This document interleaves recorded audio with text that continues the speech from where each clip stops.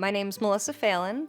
I'm a graduate of St. Lawrence College from the Welding and Fabrication Technician Apprenticeship Diploma Program, and I'm currently a CWB certified welding and fabrication technician and robotics programmer. I originally chose welding as a career path because I bought a 1996 Honda Civic. That's the object that got me started, but the reason I continued welding was the unknown. There was so much to learn, and I just kind of wanted to know more and more and more, and it's still, to this day, kind of keeps me going.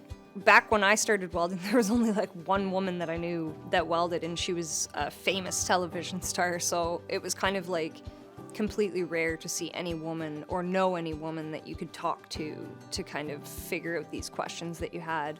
Whereas now there's thousands of people and tons of very good websites and groups, and the Welding Women's Syndicate is one of them that I'm part of. I want to get rid of the stigma, basically, of young women entering a male-dominated trade based on the fact that a lot of women don't think that they're going to get equal pay or equal rights or opportunities based on being a woman.